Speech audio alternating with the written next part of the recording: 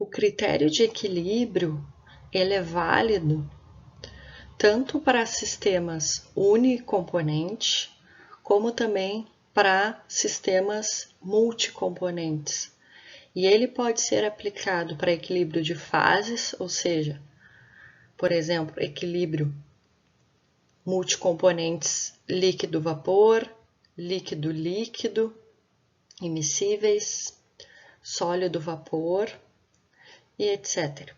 Além disso, o critério de equilíbrio ele também ocorre na natureza, ou seja, a variação da energia livre de Gibbs mínima também para sistemas com reação química. Então, tanto para equilíbrio de fases como para equilíbrio de reações químicas, nós vemos sempre a variação de energia livre de Gibbs mínima.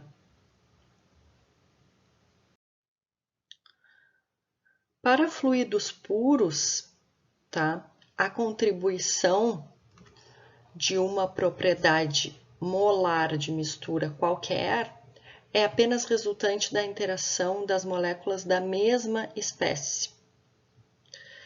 Mistura binária de dois fluidos ou mais, por exemplo, a energia total, a energia interna total U, ela é resultante das interações tanto dos fluidos puros, ou seja, 1 e 1, 2 e 2, como também a interação entre esses dois fluidos. Então, para se determinar qualquer variação de propriedade molar de mistura, primeiro, normalmente nós temos o dado experimental, o M/M molar, que é função de temperatura, pressão e fração molar de todos os componentes, o vetor fração molar. E aí nós precisamos descontar a contribuição dos componentes puros, ou seja, a fração molar do componente 1 vezes a propriedade molar 1 do componente puro, esse zerinho significa puro, como função de temperatura e pressão, e do componente 2 também. Se houver N componentes, cada um deles deve ser descontado nesta equação. Uma equação geral para se obter a propriedade parcial molar de um componente, quando é conhecida a propriedade da mistura, ou seja, a propriedade M, tá? Ela pode ser volume, energia interna, entalpia, entropia, energia livre de Gibbs, tá? Basta nós fazermos a derivada parcial desta propriedade molar vezes o N, onde N é o número de moles total, ou seja, o somatório de todos o número de moles dos componentes. E essa derivada tem que ser em relação à variação do número de moles deste componente I. Então, se aqui a propriedade parcial molar é 1, a sua derivada será em relação ao componente 1, ao número de moles do componente 1, mantendo pressão, temperatura e o número de moles dos outros componentes, ou seja, o número de moles NJ, onde J é diferente de I, constante. A equação de Gibbs-Durand, ela é a variação da propriedade molar em relação à pressão, com temperatura e composição constante de todos os componentes, mais a variação da propriedade em relação à temperatura com pressão e composição molar constante, menos o somatório da fração molar de todos os componentes vezes a variação da propriedade parcial molar é igual a zero. Essa equação ela é utilizada para validar dados experimentais, certo? De qualquer propriedade. Volume molar, energia interna molar e etc. Como essas equações também para os limites de quando a solução se torna pura e quando uma espécie se aproxima do seu limite de diluição infinita.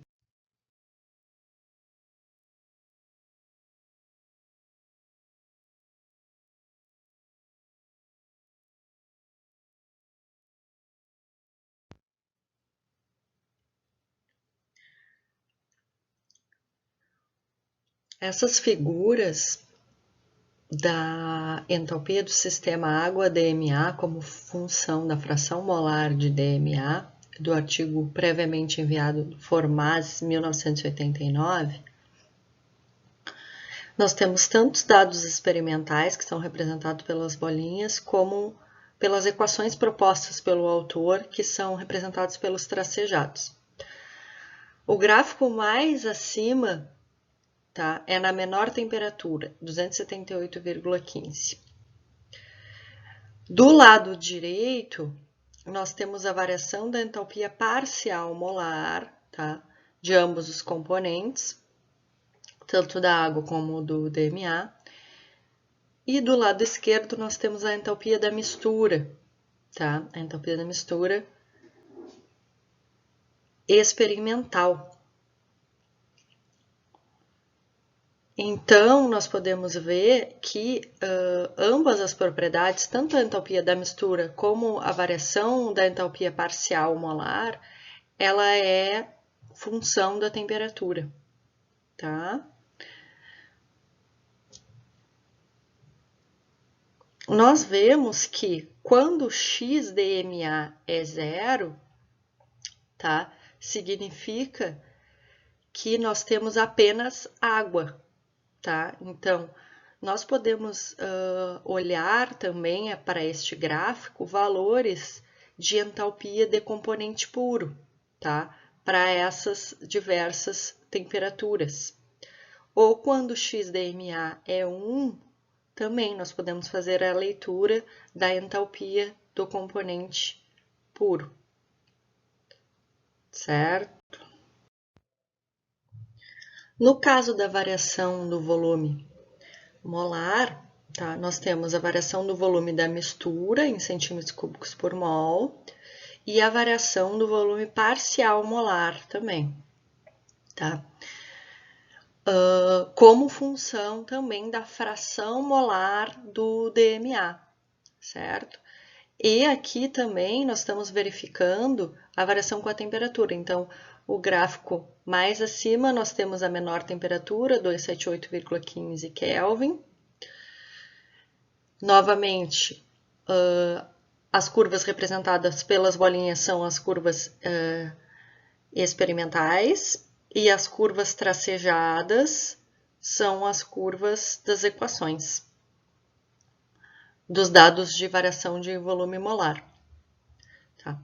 E a variação do volume molar parcial, ele é dado por essa equação representada, que é o volume parcial molar menos o volume molar do componente puro. Da mesma forma que a entalpia, os volumes molares dos componentes puros, eles podem ser lidos nos extremos, ou seja, o volume molar da água pura é quando X do DMA é zero, e o volume molar do DMA puro é quando o X molar do DMA é 1.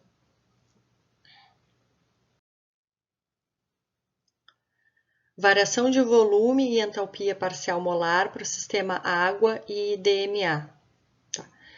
Então, o que a gente pode observar? Informações sobre a variação volumétrica de uma molécula quando transferida do seu estado puro, ligada só com moléculas de sua espécie, para um meio onde estará coordenada moléculas de outras espécies, ou seja, que a gente já pode chamar de diluição infinita.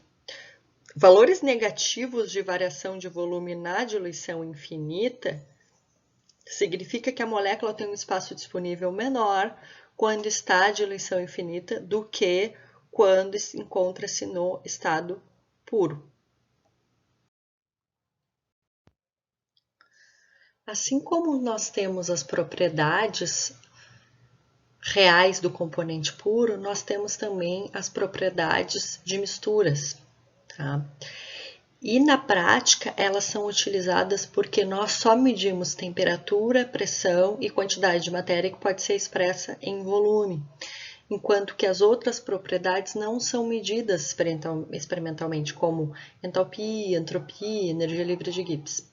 Então, a primeira equação, de cima para baixo, ela é o DNG molar da mistura igual ao N da mistura, vezes o V molar dP, menos o S, vezes o N molar, vezes o DT, mais o somatório do potencial químico vezes o DNI.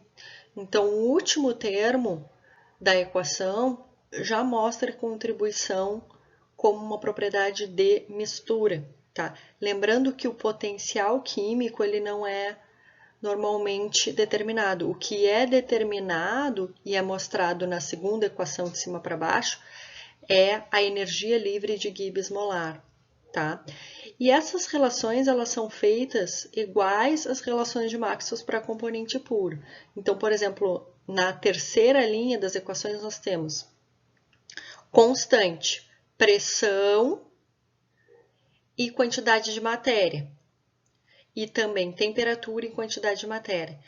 Então, como é que nós fazemos? A derivada do volume em relação à temperatura com a pressão constante, então é NV molar dP, e o número de moles constante é igual à derivada da entropia em relação à pressão com a sua temperatura constante. Como o número de moles é constante, ele vai aparecer dos dois lados dessa terceira equação, certo? E aí o termo DNI aqui, ele é nulo, tá? Assim como nós temos a quarta equação de cima para baixo, que também ela é desenvolvida a partir da relação de Maxwell, tá? Onde o seu propósito prático é que nós medimos apenas volume ou quantidade de matéria, pressão e temperatura. Então, se eu quiser determinar a energia livre de Gibbs parcial molar, eu posso utilizar a relação de Maxwell, tá?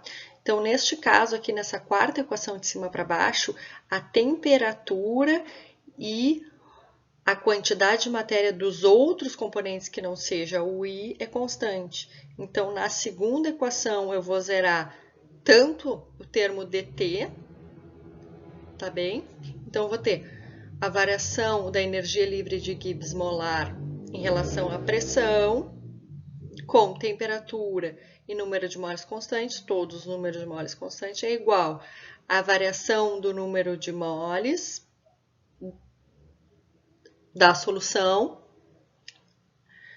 do volume em relação a NI, agora em relação a NI, que é a contribuição da parcela de mistura, com pressão, temperatura e NJ constante, onde J são os outros componentes, tá? Nós também podemos fazer a quarta equação agora do lado direito, a variação da energia livre de Gibbs molar em relação à temperatura agora, com pressão constante. Então, o termo dP, lá da segunda equação de cima para baixo, ele já é desprezado para a gente montar essa relação de Maxwell. Menos, por causa do menos, lá do menos NS molar dt, né, desta segunda equação, menos variação do N vezes S molar em relação a NI com PT e NJ constante. Tá?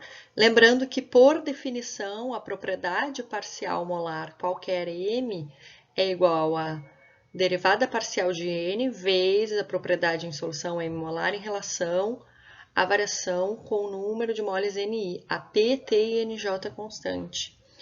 Então, eu posso dizer que VI é simplesmente igual à variação de N vezes o V molar em relação a NI. Isso nós temos uma igualdade de Maxwell que foi determinada, que é igual a variação de G molar I em relação a P com temperatura e número de moles I constante. Outra definição que pode ser desenvolvida é quando nós temos uma equação de solução, ou seja, de mistura, N, H molar igual a N, U molar mais PN, V molar, né, que é a definição de entalpia, Quando nós fazemos a derivação em relação a NI, a TIP e NJ constantes, simplesmente a gente só faz a derivada da equação de cima em relação a NI para obter a segunda equação de cima para baixo, tá? Com temperatura, pressão e NJ constante. Então, a gente sabe que, por definição, por exemplo, a derivada parcial de N vezes o molar em relação a NI é o próprio UI molar parcial, né? Isso é definição de propriedade parcial molar. Bom, uma propriedade parcial molar que não seja o volume de uma espécie presente em uma mistura de gases ideais é igual à propriedade molar correspondente da espécie como um gás ideal puro na temperatura da mistura, porém a uma pressão igual à pressão parcial da mistura, tá? Então, o que isso quer dizer? Nós temos a propriedade, ela é dita como propriedade de mistura ideal quando ela tem o mesmo valor tanto na pressão P como em uma pressão parcial PI, tá? Algumas propriedades, nós sabemos que isso acontece já, pois elas, dizemos que elas não são função de pressão, tá? A energia interna e a entalpia, como elas são independentes da pressão de gás ideal, então elas têm essa igualdade. No entanto, a entropia de um gás ideal, ela depende da pressão. Se nós pegarmos a equação geral da entropia, da variação da entropia, que é dS de gás ideal molar, né, igual a Cp sobre T dt menos R, dividido por P dP, né, a P constante, nós só ficamos com o termo que é dependente da pressão, né, menos o Rp sobre dP. A integração, tá, com os limites inferiores de Pi até o limite superior P, fornece, então, a segunda equação, tá, de cima para baixo. Então, nós ficamos com S molar de gás ideal função de T e P, menos S molar de gás ideal I, né, função de T e PI, é igual a menos R ln de P divididos por PI. Lembrando, então, que PI, a pressão parcial, ela pode ser definida como YI vezes P, tá bem? E aí, então, fazendo os artifícios algébricos, nós ficamos com a última equação, né, que é S molar de gás ideal, função de T e P, é igual a S molar de gás ideal, função de T e PI, mais R ln de YI. Tá? Bom, então o que a gente pode ver? Que as propriedades de misturas, tá? Que não dependem da pressão, como a entalpia de gás ideal, ela é simplesmente a contribuição da entalpia parcial molar de cada componente, né, com seu somatório, multiplicando pela fração molar. Mas a entropia de gás ideal e a energia livre de Gibbs, além da contribuição dos componentes puros, né, parciais, também nós temos o termo relativo à pressão, tá? O exercício 2, tá? Nós precisamos dos dados experimentais.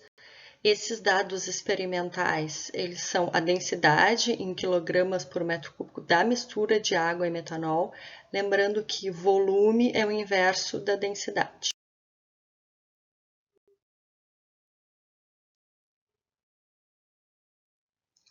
Termodinâmica de misturas multicomponentes. Fugacidade e coeficiente de fugacidade, espécies em solução. G molar I R quer dizer a energia livre de Gibbs molar residual. Ela é igual a RT ln de φ I, chapéu. Quando o φ I, chapéu, ou seja, o coeficiente de fugacidade é unitário, significa que a energia livre de Gibbs molar residual da espécie I é zero. Além disso, o coeficiente de fugacidade da espécie em solução pode ser definido também como a fugacidade da espécie em solução, ou seja, na mistura, divididos pela sua fração molar YI vezes a pressão de operação. A fugacidade da espécie I em solução pode ser calculada de maneira análoga à fugacidade da espécie pura, onde se tem como definição que é a diferença entre a energia livre de Gibbs molar experimental, como função de temperatura, pressão, e agora fração molar das espécies, vetor x barra, menos a energia livre de Gibbs molar na mistura ideal. A diferença entre a fugacidade da espécie pura e da espécie em solução é a fração molar xi.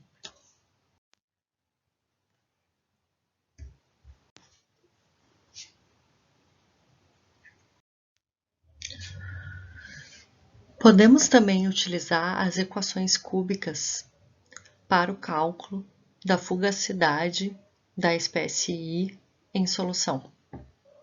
Por exemplo, a equação de estado de Penck-Hobson,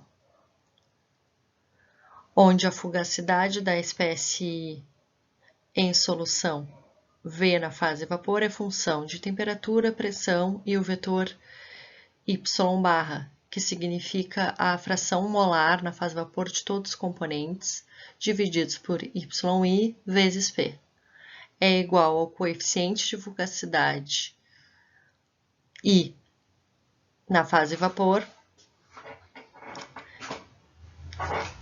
que é igual ao BI divididos pelo Bmix. BI e AI são os parâmetros de Penck-Hobson da espécie pura. E os parâmetros Amix e Bmix e Zmix são os parâmetros de mistura. O parâmetro de mistura A, que é igual a Amix, pode ser determinado pela regra de Van der Waals, onde é igual ao somatório de I, que vale 1 até C, onde C é o número de componentes, vezes o somatório de J, que vale 1 até o número de componentes, YI, YJ, AIJ. Onde A e J, que é a terceira equação de cima para baixo, é a raiz de AII vezes AJJ, 1 menos KIJ, onde AJJ ou AII são os parâmetros A de Penck-Hobson dos componentes puros. B, que é a segunda equação de cima para baixo, que é igual a Bmix, é igual ao somatório de I, que vale 1 até o número de componentes, YI vezes BI. O KIJ, que é o coeficiente de interação binária, ele é determinado para cada equação de estado escolhida. E mesmo que a mistura tenha mais de 2 componentes, esse parâmetro é calculado para cada par. O exercício 5 é para ser utilizado essas equações. Calcular o volume molar de uma solução equimolar de metano, propano e N-pentano. O exercício 6, nós devemos utilizar o teorema dos estados correspondentes, ou seja, os gráficos de estados correspondentes. Como é uma mistura, para eles poderem ser utilizados, nós precisamos respeitar a regra de Key. O modelo de solução ideal. O potencial químico é dado pela mistura de gases ideais.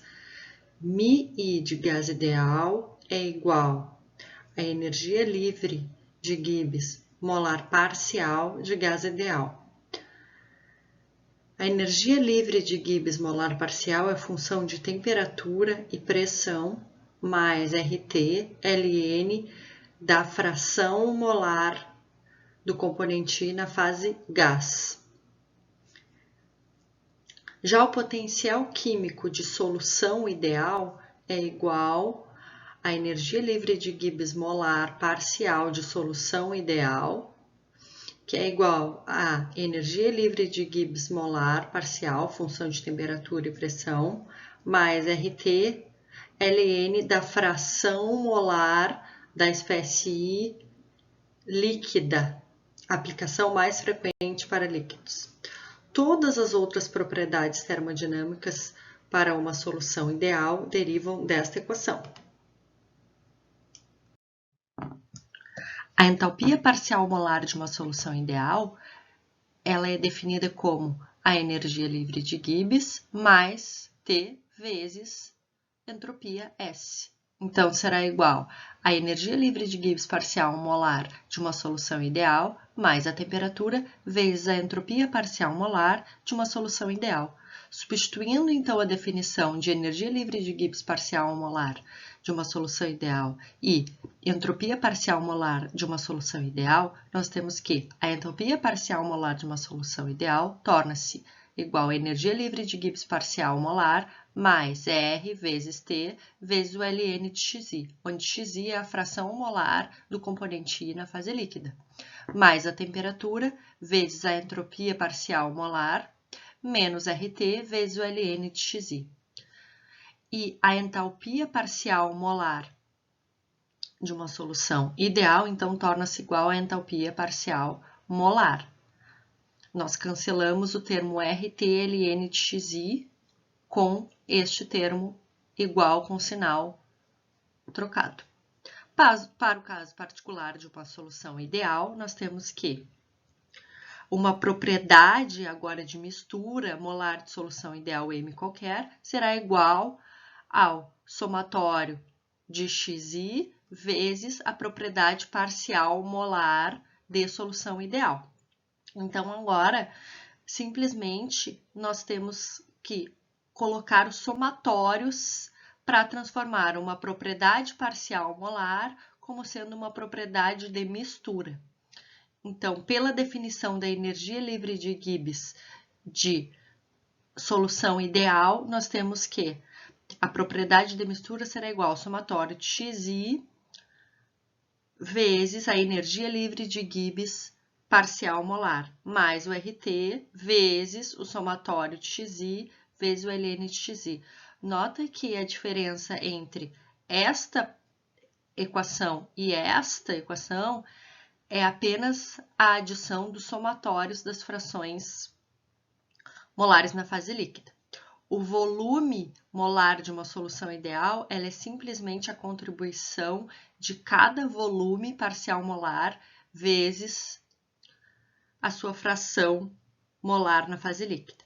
A energia livre Gibbs de Hellmans molar de uma solução ideal, ela será o somatório de Xi vezes a energia livre de Hellmans parcial molar mais o RT vezes o Xi Ln de Xi. A entropia de uma solução ideal molar será igual ao somatório de Xi vezes a entropia parcial molar menos o RT vezes o somatório de Xi Ln de Xi. Nota que a diferença entre esta equação e esta é apenas o somatório. A entalpia molar de uma solução ideal será apenas o somatório de Xi vezes a entalpia parcial molar. E a energia interna molar de uma solução ideal será igual ao somatório de Xi vezes a energia interna parcial molar. Nota que o volume, a entalpia e a energia interna molar de solução ideal, elas independem de pressão. Por isso, na sua equação aparece apenas as contribuições das propriedades parciais molares, enquanto que a energia livre de Gibbs, a entropia e a energia livre de Hellmans dependem de pressão. Então, ainda há de se acrescentar os termos dependentes de pressão. Assim como nós temos as propriedades reais do componente puro, nós temos também as propriedades de misturas, tá? E na prática, elas são utilizadas porque nós só medimos temperatura, pressão e quantidade de matéria que pode ser expressa em volume, enquanto que as outras propriedades não são medidas experimentalmente, como entalpia, entropia, energia livre de Gibbs. Então, a primeira equação, de cima para baixo, ela é o dNg molar da mistura igual ao N da mistura vezes o V molar dP menos o S vezes o N molar vezes o dt mais o somatório do potencial químico vezes o dNi. Então, o último termo da equação já mostra contribuição como uma propriedade de mistura, tá? Lembrando que o potencial químico ele não é normalmente determinado. O que é determinado e é mostrado na segunda equação de cima para baixo é a energia livre de Gibbs molar, tá? E essas relações elas são feitas iguais às relações de Maxwell para componente puro. Então, por exemplo, na terceira linha das equações nós temos constante, pressão e quantidade de matéria. E também temperatura e quantidade de matéria.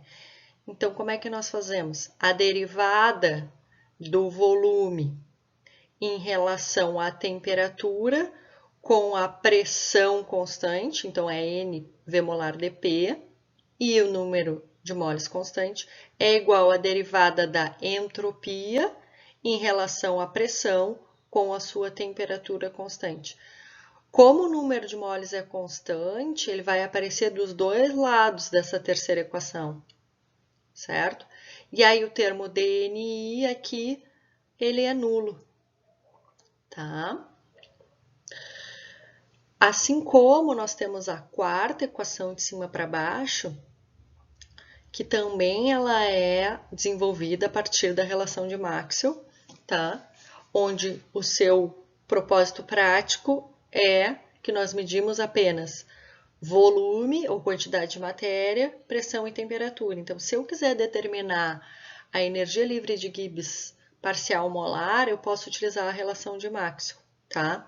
Então, neste caso aqui, nessa quarta equação de cima para baixo, a temperatura e a quantidade de matéria dos outros componentes que não seja o I é constante. Então, na segunda equação, eu vou zerar tanto o termo dt, tá bem? Então, eu vou ter a variação da energia livre de Gibbs molar em relação à pressão, com temperatura e número de moles constantes, todos os números de moles constantes, é igual à variação do número de moles da solução do volume em relação a NI, agora em relação a NI, que é a contribuição da parcela de mistura, com pressão, temperatura e NJ constante, onde J são os outros componentes, tá? Nós também podemos fazer a quarta equação agora do lado direito, a variação da energia livre de Gibbs molar em relação à temperatura agora, com pressão constante. Então, o termo dP, lá da segunda equação de cima para baixo, ele já é desprezado para a gente montar essa relação de Maxwell. Menos, por causa do menos, lá do menos NS molar dt, né, desta segunda equação, menos variação do N vezes S molar em relação a NI com PT e NJ constante. Tá? Lembrando que, por definição, a propriedade parcial molar qualquer M é igual a derivada parcial de N vezes a propriedade em solução M molar em relação à variação com o número de moles NI. A P, T e NJ é constante. Então, eu posso dizer que VI é simplesmente igual à variação de N vezes o V molar em relação a NI. E isso nós temos uma igualdade de Maxwell que foi determinada, que é igual à variação de G molar I em relação a P com temperatura e número de moles I constante. A entropia parcial molar de uma solução ideal, ela pode ser definida como menos a derivada parcial da energia livre de Gibbs parcial molar em relação à temperatura com pressão e NJ, sendo J diferente de I constantes, menos RLN de Xi, onde Xi é a fração molar na fase líquida. Nós podemos fazer analogia com a entropia parcial molar de gás ideal como função de temperatura e pressão, sendo semelhante à equação da entropia parcial molar de solução ideal, apenas o termo dependente da fração molar, onde o YI, neste caso, será a fração molar na fase vapor. As relações de Maxwell podem ser utilizadas para as propriedades em excesso. Então, o volume molar de excesso é igual à variação da energia livre de Gibbs parcial molar em excesso em relação à pressão com a temperatura e o número de moles constante. O número de moles constante pode ser expresso como fração molar. A entropia molar em excesso é definida como menos a variação da energia livre de Gibbs molar em excesso parcial em relação à temperatura com pressão e número de moles constante.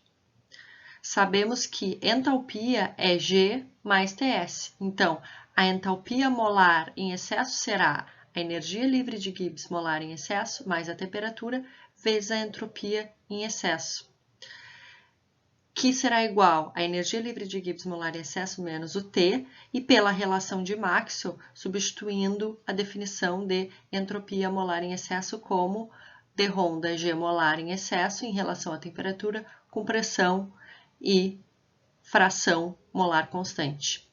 Lembrando que o Cp de excesso vai ser igual à sua variação da entalpia molar em excesso em relação à temperatura com pressão e fração molar constante.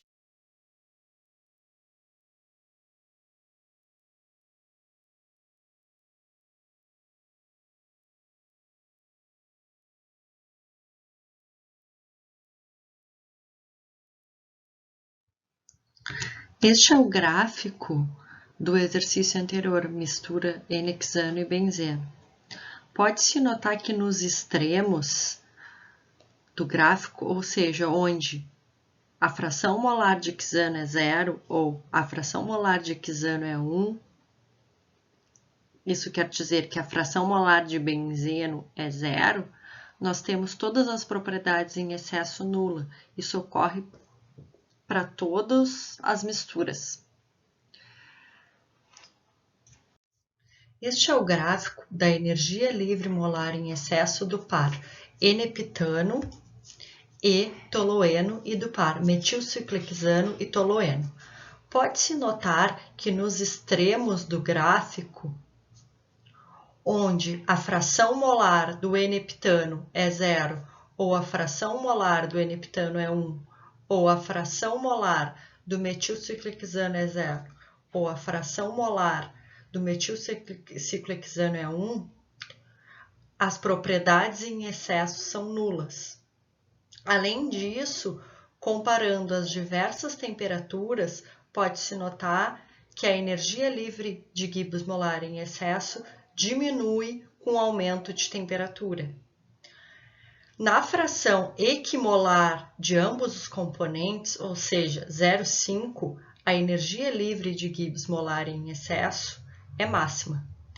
E as diferenças entre a mesma temperatura para ambos os pares de substâncias podem ser atribuídas à diferença de estrutura, ou seja, o N-heptano tem a fórmula C7H16 e o metilciclohexano C7H14.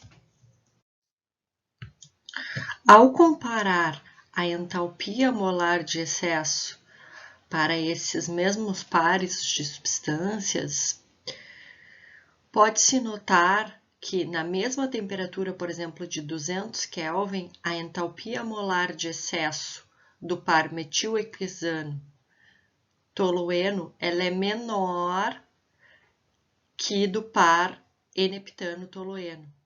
Isso caracteriza que a energia de ligação, tá, da cadeia linear ela é maior do que a da cadeia ramificada. Já para a entropia molar de excesso, essa diferença ela não é tão grande nas diversas temperaturas de comparação. 200 Kelvin, 240, 280, 320. E, por fim, a capacidade calorífica molar de excesso desses dois pares de substâncias pode-se notar uma grande diferença comparando a temperatura, por exemplo, de 320 Kelvin e a temperatura de 200 Kelvin.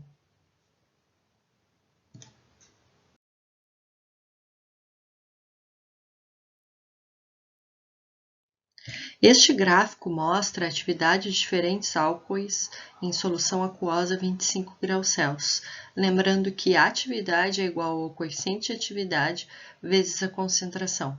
Neste caso aqui, a concentração ela está expressa em fração molar do álcool.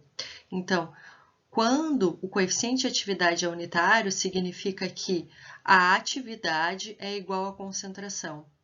Pode-se notar que para álcools de cadeia curta, por exemplo, metanol, a atividade se aproxima da concentração. No entanto, álcools de cadeia mais longa, a atividade ela vai ter uma dependência não linear com a concentração. Nos extremos, ou seja, quando a fração molar de álcool se aproxima de 1, nós temos também, novamente, essa dependência linear até para álcools de cadeia maior, como C4H9OH e também, por exemplo, o propanol.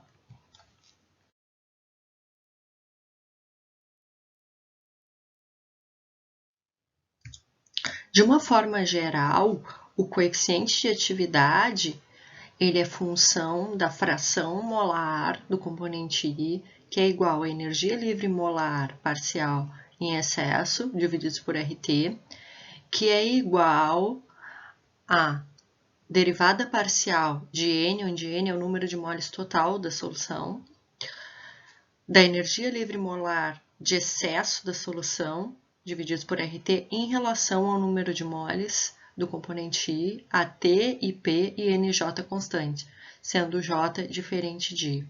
Então, todos os modelos de coeficientes de atividade que serão estudados posteriormente, eles oriundam desta equação.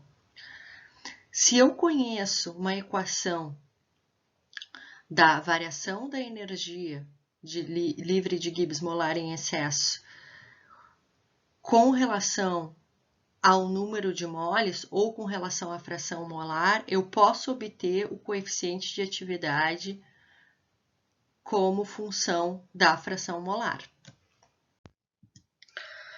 Nesses gráficos, nós temos as propriedades em excesso molares a 50 graus Celsius para 6 sistemas binários. G de excesso, T vezes S de excesso e H de excesso. Todas as propriedades em excesso tendem a ficar nulas quando a espécie se torna pura, ou seja, quando x1 tende a 1. O G molar de excesso tem sempre uma forma parabólica. H molar de excesso e S molar de excesso não exibem comportamento típico. Quando a propriedade molar de excesso possui um único sinal, valor extremo dessa propriedade frequentemente ocorre na composição equimolar. Então, nas letras A, B e C,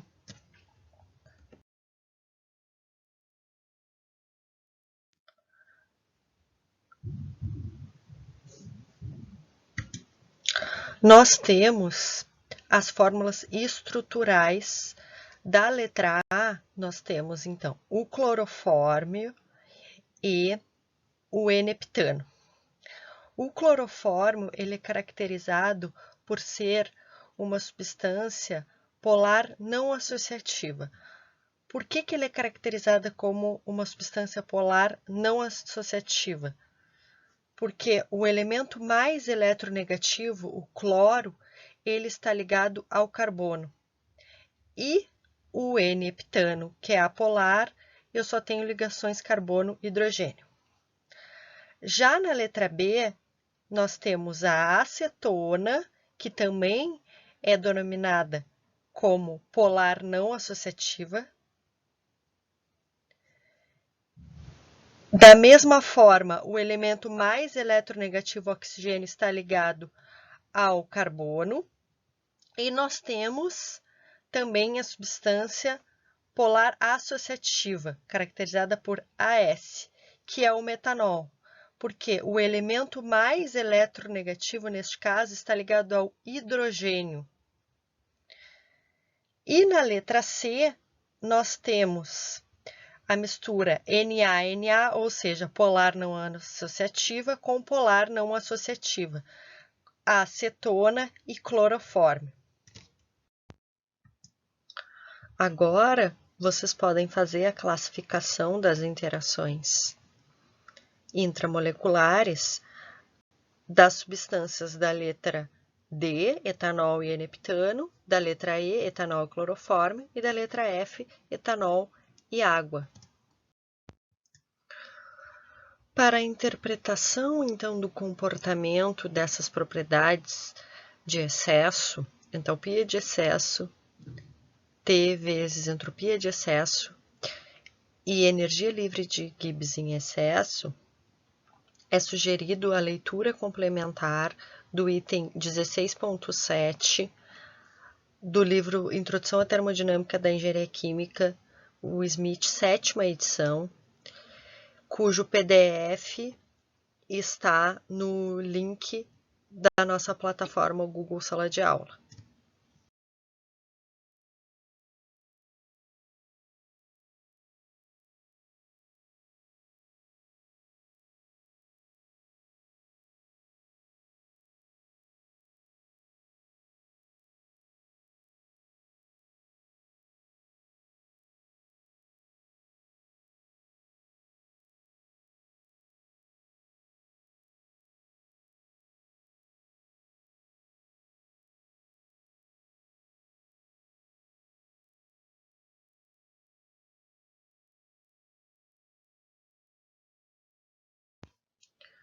Os modelos de coeficientes de atividade, correlações para misturas líquidas, tanto os empíricos como os semi-empíricos, as suas respectivas equações não têm necessidade de serem decoradas. Ou seja, qualquer equação proposta a partir de então, ela terá um modelo para o coeficiente de atividade e um modelo para o seu respectivo G de excesso, certo?